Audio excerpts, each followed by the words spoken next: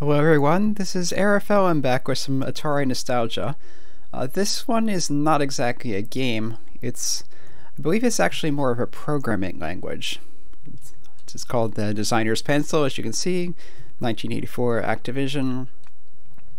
And yeah, it's a drawing program.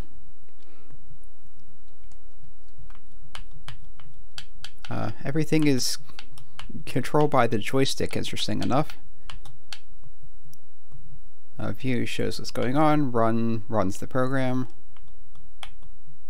Yeah, you go up in here at the joystick, we can change what the command is.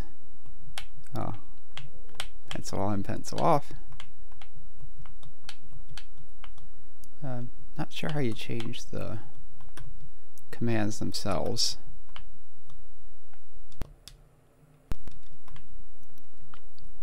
Anyway.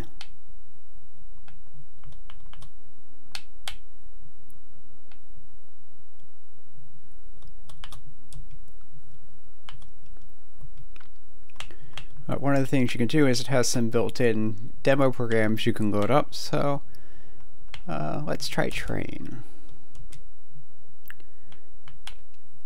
And it's here it sets the background and the colors, and then holds with these commands here. Let's just run it. You have our pencil is going along happily, drawing lines and colors, filling things in. We have the outline of a train shaping up. We have the tracks there already. There go the wheels. Just drawing the spokes on the other wheels. A little center thing. There's some text. The steam engine. Yeah, and it even has some animation going on here. I think what's happening is it changed the pencil to hidden and it's just redrawing things. Yeah, it's a neat, fairly amusing little thing. And I keep trying to press the other control or gamepad button to undo or cancel, but that's not a thing because, again, Atari joystick has one button, so all the other buttons on the gamepad are mapped to things like pausing the emulator. Let's load up a different file. Let's try... Oh, how about a happy little tree? You see different colors. I think this is how you get the commands. You just... yeah, they're on the thing to the right here. You pick one, you drag it over to the left.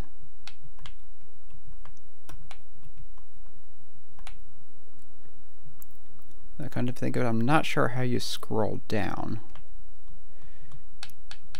Anyway. Yeah, mostly I never used this to the actual programming part. I just loaded up the demos and watched it draw. It's kind of calming. Have this tree filling in. It looks kind of fractal in a way.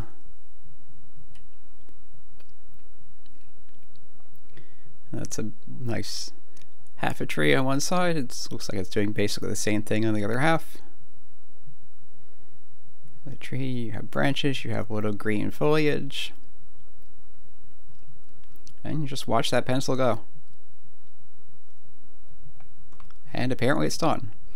I'm kind of surprised it doesn't fill in the trunk. I'll end with one more demo. This was always the most fascinating thing on here. Something called FAROUT. This, I'm not sure how they did it, especially since I was never really that familiar with the programming language in the first place. But not only does it have weird special effects going on, it also has sound. I should include a wording here. The following program has rapidly cycling colors, which includes randomly changing the background color fairly quickly. So basically this is flashing lights. If you are sensitive to such things, don't watch.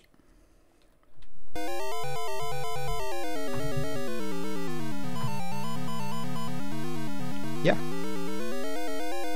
It's kind of trippy. And I think it just randomly draws things in a mirrored fashion.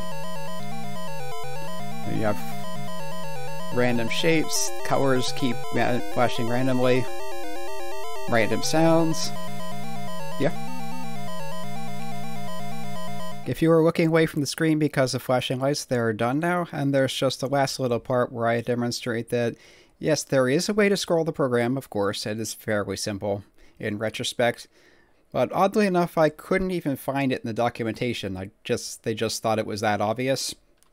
In any case, okay, here's another video with an addendum. When I was doing the main video, I couldn't figure out how to scroll the program down. If you go to the bottom of the list, it just goes into the commands at the bottom.